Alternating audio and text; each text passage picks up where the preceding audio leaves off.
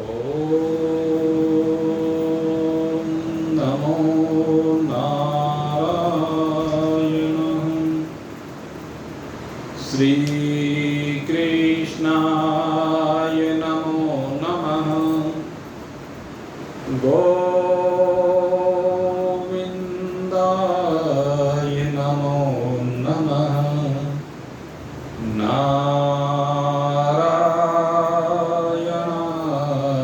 नमो नमः।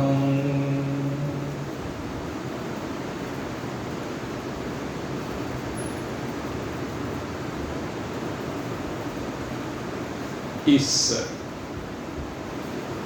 विनाशी अनित्य परिवर्तनशील स्वप्न सदृश जगत जीव ईश्वर रूपी माया की त्रिगुणात्मक प्रपंच से बाहर निकलकर अपनी शुद्ध सच्चिदानंद स्वरूपता में विराजमानता हेतु निरंतर श्रीमद् भगवत गीता का आश्रय लेते जिज्ञासु करते। कल आपने बंधन के 3 कारणों और इस बंधन से मुक्त होने के 3 उपायों के संदर्भ में जो चर्चा हुई उसका श्रवण किया। ये संसार वृक्ष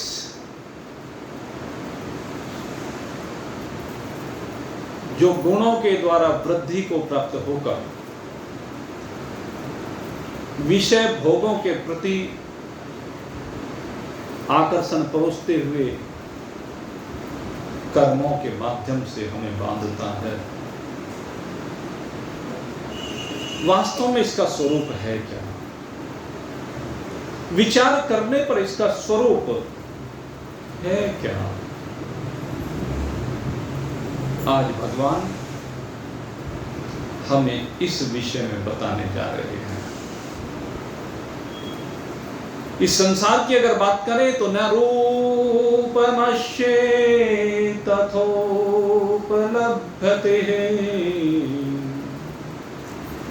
वास्तव में देखा जाए न रूपमश्ये तथोपलभ्यते। ये तो जैसा देखने में इस संसार का रूप आ रहा है, माया के द्वारा जिस प्रकार से हमारे सामने संसार को परोसा जा रहा है, सकाम कर्मों के माध्यम से इस संसार का आकर्षण हमारे अंदर पैदा किया जा रहा है। सकाम कर्मों के माध्यम से लोक और परलोक के भोगों को हमारे सामने दर्शाया जा रहा है। उससे मनुष्य लोक में रहने वाले प्राणी स्वर्ग लोक के सुख के बारे में चिंतन करते हैं, उसकी रमणीयता के बारे में चिंतन करते हैं और बड़ी लंबी आयु लगता है कि शायद सदा सदा के लिए स्वर्ग में रहने का अवसर मिला है। इस बात से अनभिज्ञ है छिन्ह पुण्य व्रत लोके विषमति।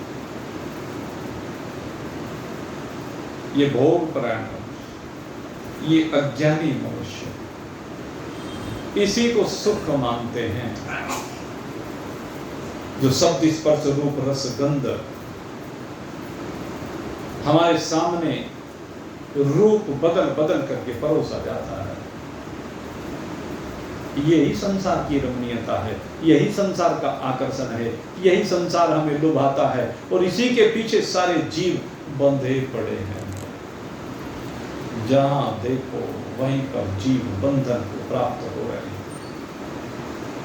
बात होनी चाहिए मुक्ति की, विवेक होता है मुक्ति के लिए। जरा चिंतन करके तो देखो, न रूपम अश्येत तथोपलभ्यते, नान्तो न चादिर् न च संप्रतिष्ठा। विचार किए जाने पर जो मनीषी लोग हैं, जो विवेकी लोग हैं, न इसके आदि को देख पाते हैं, न मध्य को देख पाते हैं, न अंत को देख पाते हैं, क्योंकि इसके आदि अंत और मध्य का पता लगाना संभव ही नहीं है। ये कहां से आरंभ हुआ है? बहुत से लोग पूछते हैं ये सृष्टि कब से प्रारंभ हुई। भाई इस बारे में अगर विचार करोगे, कोई काल गणना तो है नहीं। स्वप्न की कोई काल गणना होती है क्या कि स्वप्न कब से प्रारंभ होता है और कब अंत को प्राप्त होता? जैसे स्वप्न की कोई काल गणना नहीं है, स्वप्न के देश की कोई गणना नहीं है, ठीक उसी प्रकार से ये संसार रूपी जो स्वप्न है, ये कब से प्रारंभ हुआ, कहाँ आदि है इसका, कहाँ मध्य है, कहाँ अंत है, कुछ पता नहीं चलता। और अगर यदि पता करना है तो उसके लिए इससे अलग होकर के इसको देखना पड़ेगा। जैसे कहीं पर मेला लगा हुआ है, मेले का हमारे यहाँ बड़ा आकर्षण होता है। जब भी कहीं मेला लगता है बड़ी भीड़ होती है। अब मान लीजिए जिस भी पंडाल में मेला लगा हुआ है उसमें कई गेट बनाने पड़ते हैं। अब कोई व्यक्ति जिस गेट से घुस गया, इधर भी दुकानें दिख रही, इधर भी दुकानें दिख रही, सामने कोई खेल करतब दिख रहे हैं, घूमता रहता है। जहां जो मन में ये लगता है कि ये चीज अच्छी है, खरीद लेता है। घर के लिए खरीद लेता है, या वहां खाने के लिए खरीद लेता है, पहनने के लिए खरीद लेता है। कुछ वहां खेल तमाशे चलते रहते हैं, वहां पर खेल तमाशे चलते रहते हैं, कुछ उनको देख करके मनोरंजन करते रहते हैं। तो संसार का खेल तो ऐसा ही है ना, मेला है। इस मेले में जीव जब जाता है तो वो ये नहीं देखता इसका कहां से शुरुआत हुई है, कहां इसका बीच है, कहां अंत है। तो घूम रहा है, घूमने से मतलब उसे उस समय और भी दिखाई नहीं देता। अगर उसके आदि मध्यांत को देखना है तो उसे मेले के बाहर से निरीक्षण करना पड़ेगा, तब वो जान पाएगा। एक कोल्हू का बैल जो सारी जिंदगी घूमता है, क्या वो आदि मध्यांत को जान सकता है कोई तरीका? एक कोल्हू का बैल जान पाएगा क्या? चारों तरफ घूम रहा है, कोल्हू को चला रहा है, बीच में कोल्हू है, उसके ऊपर एक बल्ली रखी हुई है, वो बल्ली उससे बंधी हुई है और वो बल्ली को खींच रहा है। और कैसे खींच रहा है? चारों तरफ चक्कर लगा, बीच में गन्ना लगता चला जाता है, वो पिलता चला जाता है, उसका रस निकलता चला जाता है, पकता चला जाता है, उससे फिर गुड़ खांड शक्कर बनती चली जाती है। ये प्रक्रिया हुआ करती थी। तो कोल्हू का बैल कैसे उसके आदि मध्य अंत को जाने? अपनी यात्रा की कोई रास्ता नहीं है जानने का। जैसे मेरे दृष्टांत ध्यान आ रहा है नारद मुनि का। जब कंस ने देवकी के पहले पुत्र को छोड़ दिया तो भाई देवताओं में तो खलबली मच गई, क्योंकि देवता इन असुरों से पीड़ित हैं और वो चाहते हैं कि शीघ्र से शीघ्र इन दुष्टों से पिंड छूट जाए, छुट्टी मिल जाए। तो सोच रहे हैं कि भाई ये पहला पुत्र उत्पन्न हुआ है, अब इसी तरह एक एक करके 8 पुत्र उत्पन्न होंगे, और जो 8 पुत्र उत्पन्न होंगे, जब 8वें नंबर का पुत्र उत्पन्न होगा तो जैसे आज कंस के हृदय में दया आ गई और उसने इसे छोड़ दिया, ऐसे ही देवकी की अनुनय विनय पर उस समय भी उसके हृदय में दया आ गई, या वो भगवान की शरण में चला गया, क्योंकि आज इसके अंदर दया का भाव बना, एक दुष्ट के अंदर, एक पापी के अंदर, एक क्रूर शासक के अंदर, जिसने अपने बाप को भी कैद कर दिया, जेल खाने में डाल दिया, काल कोठरी में डाल दिया, उसके अंदर दया का भाव स्फुरित होना कहने लगे अच्छे शकुन नहीं है देवताओं के लिए। इन देवताओं की यही सबसे बड़ी कमी है। अगर कोई व्यक्ति अच्छाई की तरफ जा रहा है, वो भी इनसे सहन नहीं होता। एक असुर वो अगर सुधरना चाह रहा है, वो भी इनसे सहन नहीं हो रहा है, उसके अंदर कोई अच्छा भाव आ गया तो उनसे सहन नहीं हो रहा। और उपाय सोचने लगे, भाई ये तो गड़बड़ हो जाएगी, अगर इसकी कुछ आस्था बन गई, निष्ठा बन गई, कोई समर्पण बन गया, कोई प्रेम बन गया भगवान के प्रति, और भाई भगवान तो बड़े दयालु हैं, जो उनकी शरण में चला जाता है भाई वे तो कब रीझ जाए, उनका कुछ पता तो है नहीं भगवान का, न जाने कौन से दया में तेरी जाते, उनको कुछ पता थोड़ा नहीं लगता।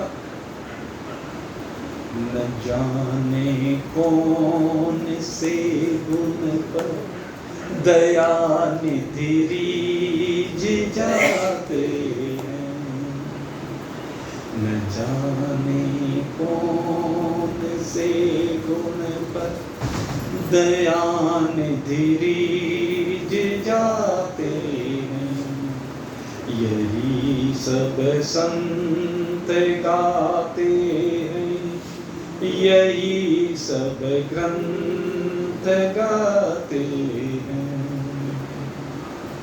न जाने कौन से गुण पर दया निधि रीझ जाते हैं, न रोई बन गमन पर पिताश्री की वेदनाओं पर, न रोई बन गमन पर पिताश्री की वेदनाओं पर, उठा कर गीत को निज गोद में, उठा कर गीत को निज गोद में आंसू बहाते हैं, न जाने कौन से गुण पर दया निधि रीझ जाते हैं। पिताजी को तड़पते हुए छोड़ के चले गए, जिस पिता ने पाल पोस करके बड़ा किया, इतने बड़े हो गए, लेकिन रोते हुए तड़पते हुए छोड़कर चले गए, और पिताश्री तड़प तड़प कर प्राण भी दे देते, उनके लिए लौट करके नहीं आए। लेकिन एक गिद्ध, जो हमारे यहाँ गिद्ध से निकृष्ट प्राणी किसी को नहीं माना, सबसे निकृष्ट जीव गिद्ध को माना। कहते हैं एक गिद्ध को गोद में उठा कर उसके लिए आंसू बहा रहे हैं, उसे अपने पिता के बराबर मान रहे हैं, और यही नहीं, उसको अपने पिता के धाम में भेजा। तो भगवान को कुछ पता थोड़ा ही लगता है कब किसके ऊपर रीझ जाए। न आई मधुपुरी से गोपियों की विरह व्यथा सुनकर, न आई मधुपुरी से गोपियों की विरह व्यथा सुनकर, द्रुपद जाकी टेर पर, द्रुपद जाकी टेर पर, द्वारिका से दौड़ आते हैं, न जाने कौन से गुण पर दया निधि रीझ जाते हैं। यही सब संत गाते हैं, यही सब ग्रंथ बताते हैं, न जाने कौन से गुण पर दया निधि रीझ जाते हैं। कहते हैं बराबर में मधुपुरी है, मधुपुरी माने मथुरा। अब कितनी दूर है गोपियों से वो गांव, विनंद गांव की, वृंदावन की, गोवर्धन बरसाने की गोपी, कितनी दूर है। सब अगर बगल में आजू बाजू में कह देते हैं कि तो वो रो रही है, पुकार रही है, विरह में तड़फ रही है। और कौन? जिन्होंने अपना सब कुछ समर्पित कर दिया, जिन्होंने भगवान को सब कुछ सौंप दिया। गोपियों जैसा प्रेम थोड़े ना किसी ने किया भगवान से, उनके प्रेम की कोई तुलना थोड़ी ना हो सकती है। जितना प्रेम गोपियों ने किया है कृष्ण को, भाई छोड़ो, बंधु छोड़ो, छोड़ो सगा सोई। भगवान के लिए क्या किया? भाई छोड़ा, बंधु छोड़ा, सगे संबंधी सब छोड़ दिए, लोक लाज कुल की मर्यादा सब छोड़ दिए। क्योंकि एक निर्णय है, मेरे तो गिरधर गोपाल, दूसरो न कोई, मेरे तो गिरधर गोपाल, दूसरो न कोई। उनका तो एक निश्चय हो गया कि हमारे तो भगवान के अलावा कोई दूसरा है नहीं। लेकिन जब वो रोती हैं, पुकारती हैं, उनके लिए नहीं आए, बराबर के बराबर में पैदल चल के चले जाएं, इतनी दूर है। लेकिन जब द्रुपद जा हस्तिनापुर में पुकारती है, रुद्र करती है,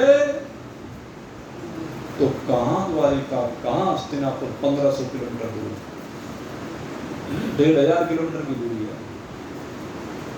और 1500 किलोमीटर की दूरी पल भर में तय कर दी।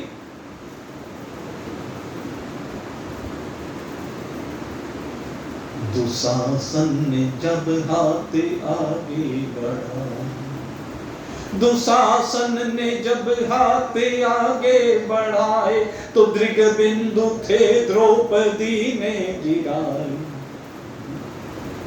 जब दुशासन जीव खींच रहा था, तो द्रौपदी की आंखों में आंसू थे, क्योंकि कोई दूसरा सहारा नहीं था। तो उसी समय भगवान श्री कृष्ण दौड़ आए।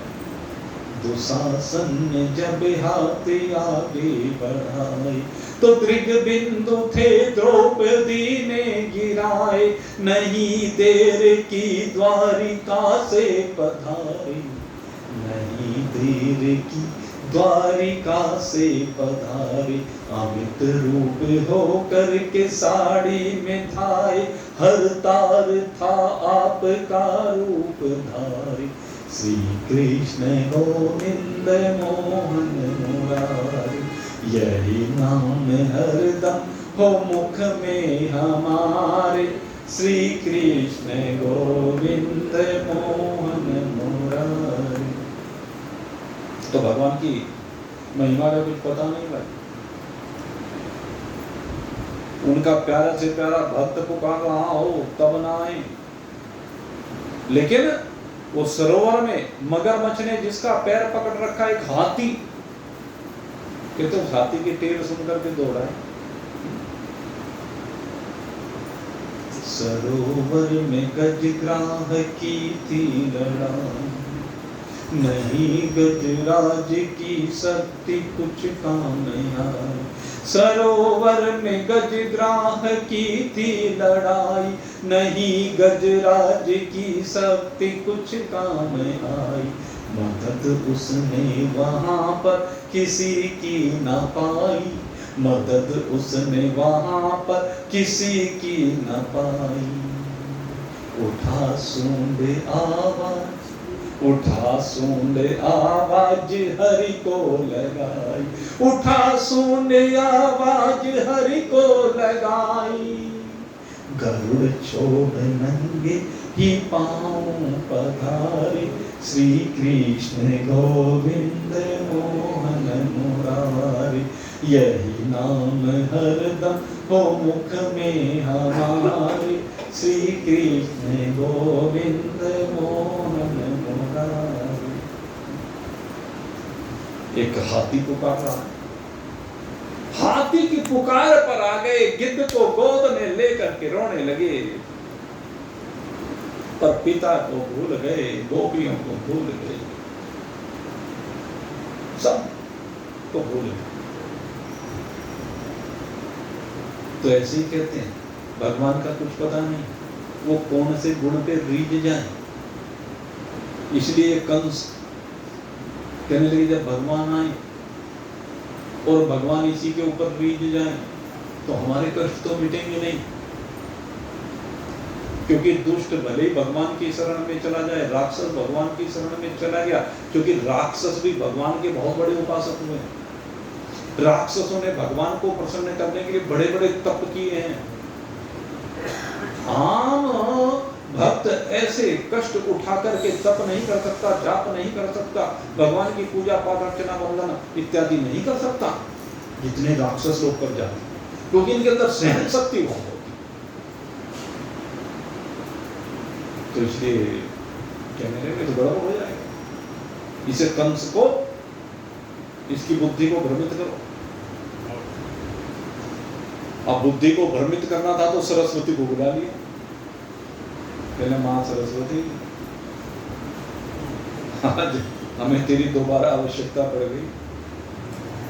एक बार मंथरा के जबान पर बैठाया था तुम्हें, अब जरा थोड़ा सा उसके दिमाग में जाके बैठ जाओ। अब वो देव हित के लिए सरस्वती की चंदी में, और उधर नारद जी को पठाया। दोनों ने मिलकर के काम बनाया।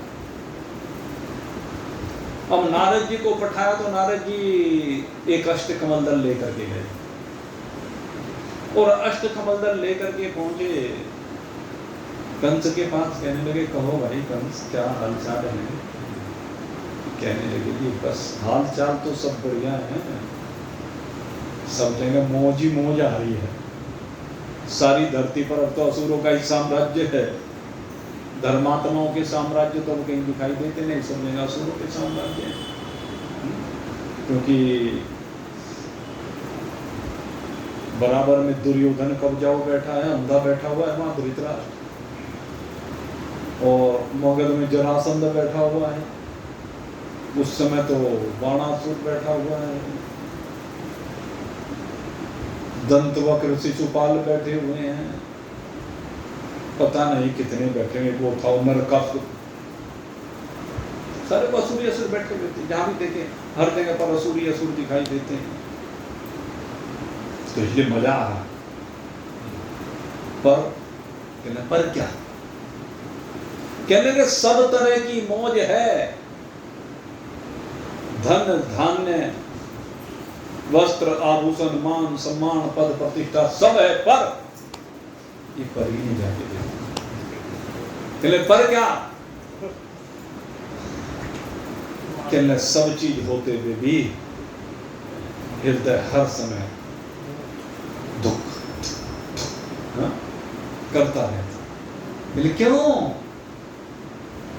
लेकर आकाशवाणी नहीं सुनी थी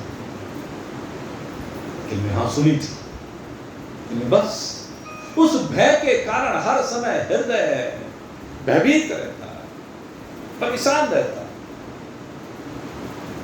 जैसे हार्ट अटैक का किसी को भय हो, किसी को हार्ट की बीमारी हो, तो हार्ट का मरीज कभी चैन से नहीं रहता, तो उसका हृदय हर समय दुख दुख दुख दुख करता रहता, पता नहीं क्या हो जाए, पता नहीं कब हो जाए है?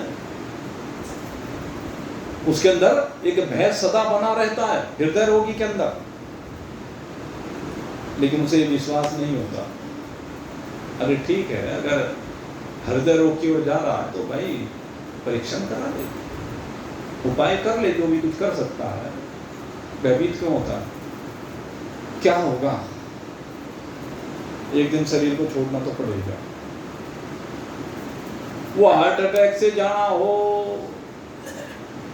वो ब्रेन हेमरेज से जाना हो, या चलते फिरते जाना हो, या सोते सोते जाना हो, जीव को इस शरीर से तो निकलना ही है ना। अब उसको हार्ट अटैक से चला जाए तो क्यों परेशान हो? शरीर तो तुझे एक दिन छोड़ना ही है, तो सब माध्यम बनेंगे। बीमारी का इलाज करा, निरीक्षण परीक्षण करा, कोई बात नहीं। भयभीत क्यों होता है? क्योंकि डर यही तो लगता है, अब पता नहीं कब शरीर छूट जाए। यही तो भय है कि शरीर कब छूट जाए, कब छोड़ना पड़ जाए, क्योंकि इसमें ममता। कंस को भी पता है कि तुझे शरीर तो छोड़ना ही है, तो आकाशवाणी का झूठ नहीं होती, लेकिन फिर भी उसके मन में भय बना, चलने लगे। हाँ, भय तो होना ही चाहिए, स्वाभाविक है भाई। जिसे लगता हो कि तेरी मौत आने वाली है, और जबकि अभी 7 बच्चों का गैप है, कई साल की अवधि बीच में है।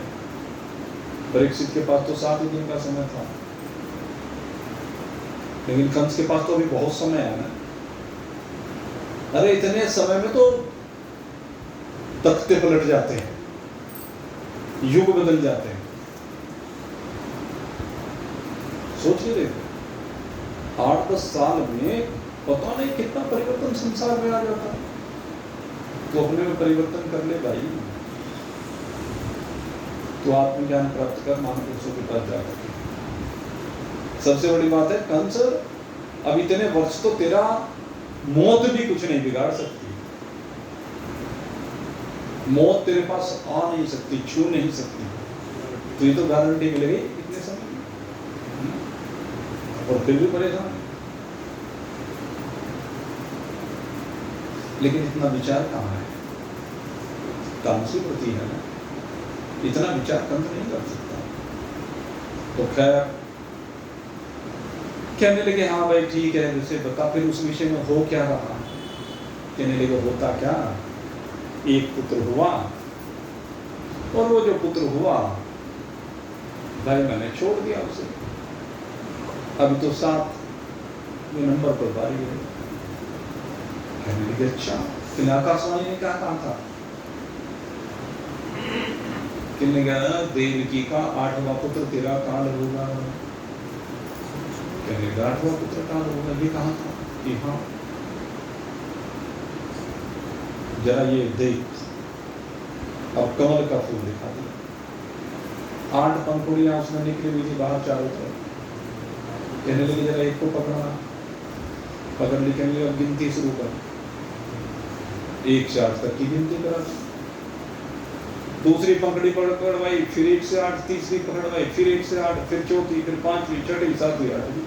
अब 8 पंखुड़ियों को पकड़ा करके गिनती शुरू कर दी, सारी 1 से 8।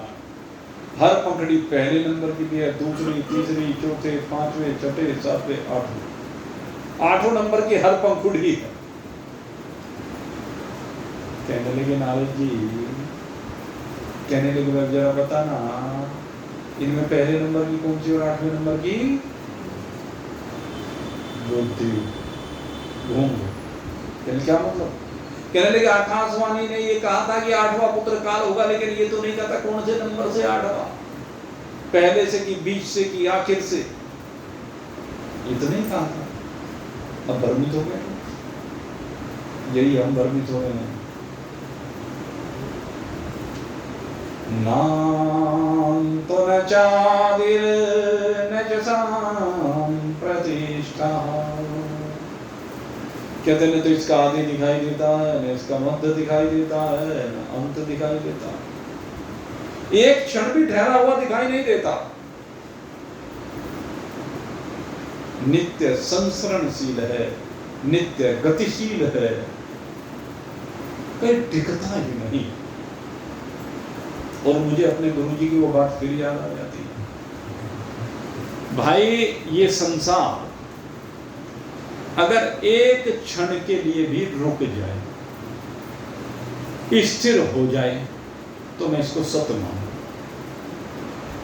इस संसार का कोई पदार्थ एक क्षण के लिए एक जैसा रह जाए,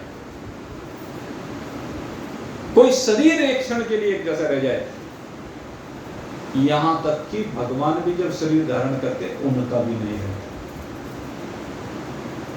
आपके तो भगवान का भी नहीं रहता। भाई बात तो यही,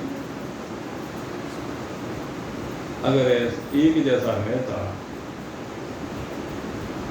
तो भगवान की बाल लीलाएं, किशोरावस्था की लीलाएं, युवावस्था की लीलाएं क्यों होती? अंतर है ना। यद्यपि एक बात मैंने जरूर पढ़ी है कि भगवान श्री राम और भगवान श्री राम, वो भगवान श्री कृष्ण और भगवान श्री राम दोनों, कहते जवानी आने तक तो इनका शरीर वृद्धि को प्राप्त हुआ, लेकिन इनके शरीर में कभी बुढ़ापा नहीं है। इनका शरीर यहां इस लोक से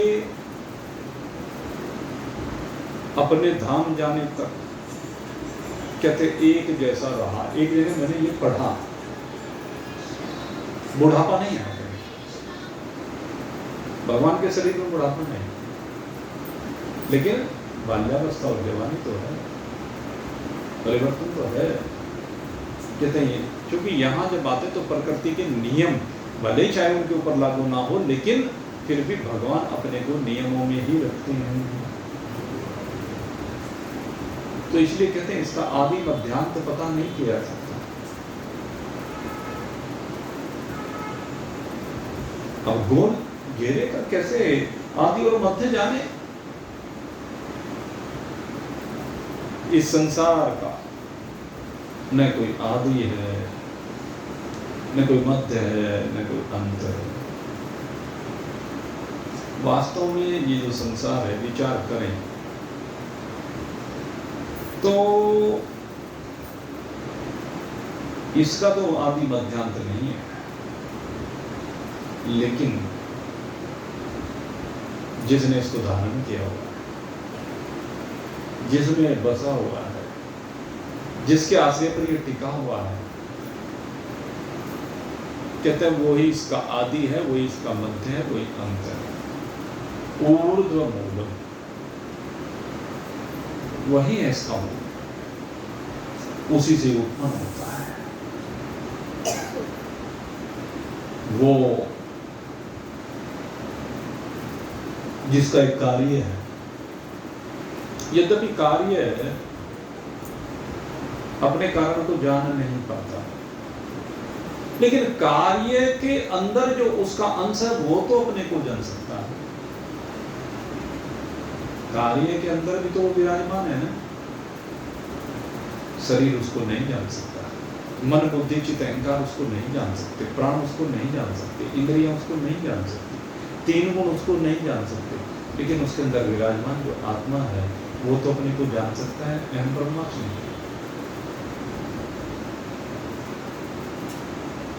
उसको जानना है, यही विवेक है। और जब उसको जान लेते हैं तो इस संसार का न आदि न मध्य न अंत, कहते है ही नहीं। जो चीज है ही नहीं, जो केवल कल्पना है, उसके आदि मध्य अंत की क्या बात करें। वास्तव में संसार की सत्ता है ही नहीं, और स्वतंत्र सत्ता तो कुछ है ही नहीं। बीच में भले ही भाषित से दिख रही हो, इसकी भगवान में उत्पत्ति दिख रही हो, इसका विनाश दिख रहा हो, कहते हैं ये तो केवल प्रवाह से देखा जाता है, और इसका नाश तो निश्चित है। कोई भी वस्तु ऐसी नहीं है जिसका नाश ना हो। इसलिए कहते हैं क्यों इसमें दिमाग खपाते हो, इसकी सीमा से बाहर निकलो। और इसकी सीमा से बाहर निकल करके कहते हैं अपने में हो। जितने भी आज तक दार्शनिक हुए हैं, दार्शनिकों में मतभेद तो होता है। अब 6 शास्त्र को उठाकर के देखो, हमारे जो 6 शास्त्र हैं, चाहे गौतम का न्याय हो, कनाद का वैशेषिक हो, जैमिनी की पूर्व मीमांसा हो, कपिल मुनि का सांख्य हो, पतंजलि का योग हो, या भगवान वेद व्यास जी का उत्तर मीमांसा वेदांत ब्रह्म सूत्र। अब जब इनका अध्ययन करेंगे तो सब में मतभेद आपको देखने को मिलेंगे, सबके सिद्धांत एक नहीं, लेकिन विषय सबका एक है। ये देखो गहन चिंतन का विषय, और इस बात को विवेक ही समझ सकता है। जितने भी दर्शन शास्त्र लिखने वाले हुए, जितने भी महान पुरुष हुए, सबके मतों में भेद देखने को मिलता है, लेकिन एक जगह पर एकता है, और वो एकता विषय को लेकर है। कोई भी महान पुरुष हो, वो एक बात जरूर कहेगा कि हर शास्त्र का प्रयोजन परमात्मा को प्राप्त करना है, और जो परमात्मा को प्राप्त करना हर एक का प्रयोजन है, उसकी सिद्धि केवल और केवल वैराग्य से हो सकती है। ऐसा कोई महान पुरुष नहीं जो ये कहते कि बिना वैराग्य के परमात्मा की प्राप्ति हो जाएगी। कोई हो तो बता दो जिसने कहा हो कि बिना वैराग्य के परमात्मा की प्राप्ति हो जाएगी। संसार से वैराग्य हुए बिना परमात्मा की प्राप्ति संभव ही नहीं है। हर विद्वान का एक ही मत है।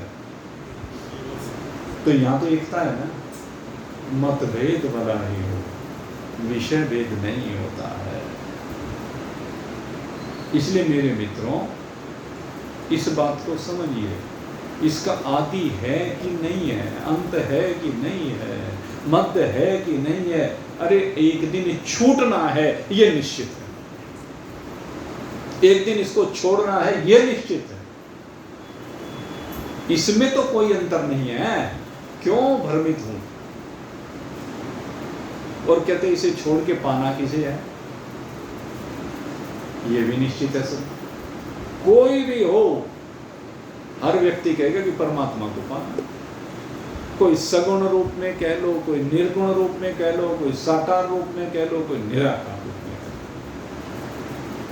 इसमें तो कोई मतभेद नहीं है ना। कोई उसे साकार मानता है, कोई उसे निराकार मानता है, कोई सगुण मानता है, कोई निर्गुण मानता है।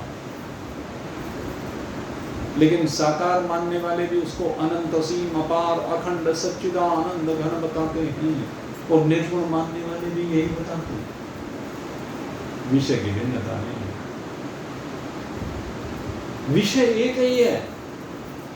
तो यहां पर यही बात समझाने ना, रूप अमृत न रूपमश्ये तथोपलभ्यते नान्तो न चादिर्न च सम्प्रतिष्ठा।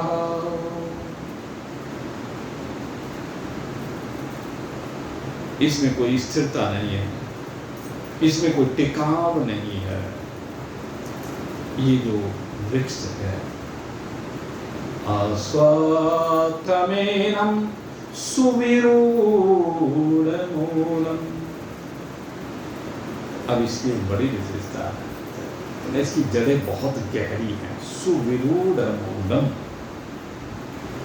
इस संसार के वृक्ष की जो जड़ें हैं वो इतनी गहरी गई हुई हैं। और उसके 3 कारण कल आपको बताए थे। किसी के ध्यान है क्या 3 जो कारण बताए थे आपको? ममता,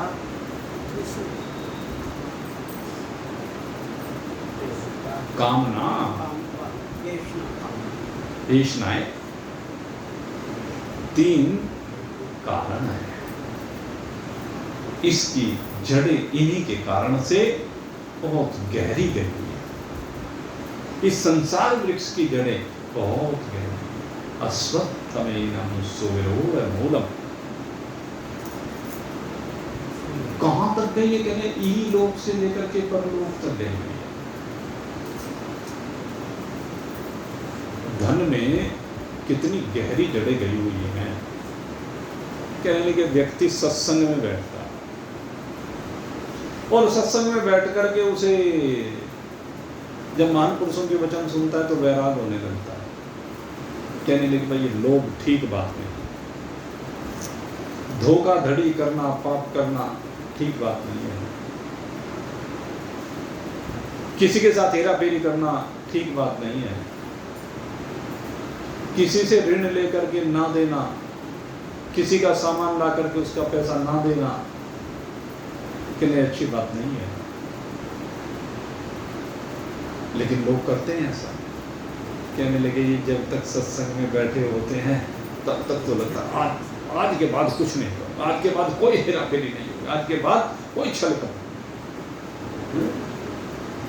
लेकिन इस लोभ की जड़ें इतनी गहरी गई हुई हैं कि वो धन जब कमाने के लिए बैठता है ना, कहते हैं व्यापार में कोई खराबी नहीं है। इस व्यापार कहने लगे झूठ बोलने के बिना चल ही नहीं सकता। झूठ तो बोलना ही पड़ेगी व्यापार में, भाई कोई आवश्यकता नहीं है झूठ बोलने। लेकिन वो जन्म जन्मांतर से यही करते आ रहे हैं ना। पता नहीं कितने जन्म हो गए, कितने शरीरों में जीव रहा है और यही करता आया है। ये लोग, ये लालच किसके लिए? संसार की संपदा को, सारा दुनिया का धन मेरा हो जाए, यही तो सोचता है। दुनिया में जो भी कुछ है वो सब मेरा हो जाए, यही तो कामना है। और इसका कारण ममता है, इसका कारण ये शरीर है। इस शरीर के द्वारा भोगों को भोगने की इच्छा है। और एक बात बता दूं, आदमी की जब भोग भोगने की उम्र होती है तब तो वो इस चक्कर में लगा रहता है कि ज्यादा से ज्यादा इकट्ठा करूं, दिन रात लगा रहता है। वो बता दो ना, कोल्लू का बैल बना रहता है और जब संग्रह कर लेता है तब जो उनकी भोगने वाली इंद्रियां ये सारी बेकार हो जाती हैं। न खाने की कुछ, आप देखो क्या खा पाता है? सूखी रोटी।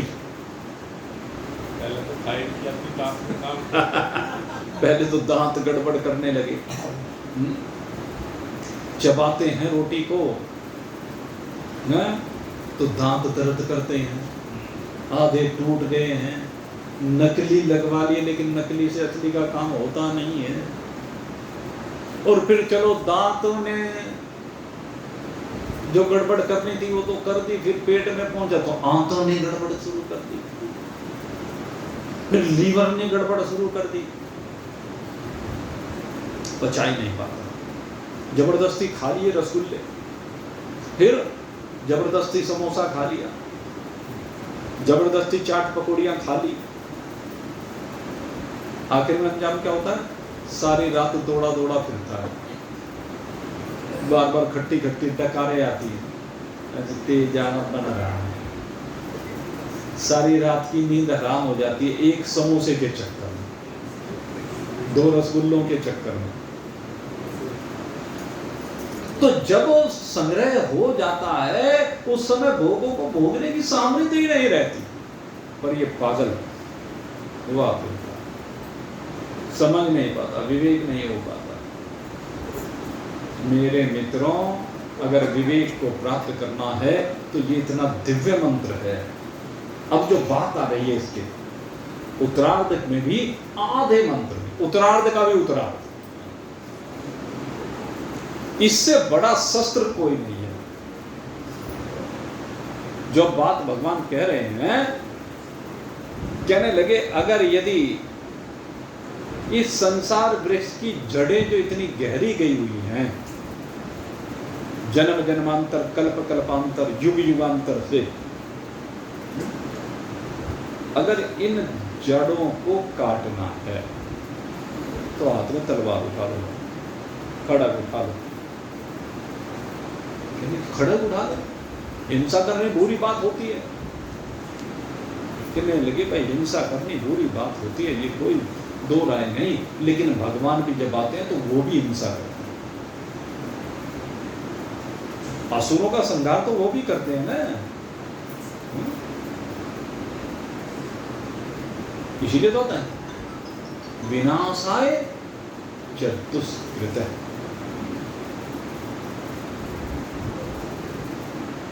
जब जब होय धर्म की हान, बाधहि असुर अधम अभिमान, सीदहि विप्रधेन सुरधनि, तब तब प्रभु धरि विविध शरीरा, भरहि कृपानिधि सज्जन पीरा। भगवान आते हैं, किसका संहार करते हैं? दुष्टों का। तो कहते दुष्टों का संहार करने में, दुष्टों को मारने में कोई पाप नहीं, दुष्टों को मारने में पाप नहीं है। कहने लगे तुम भी तलवार उठा लो, लेकिन तुम्हारी तलवार किसके ऊपर चले?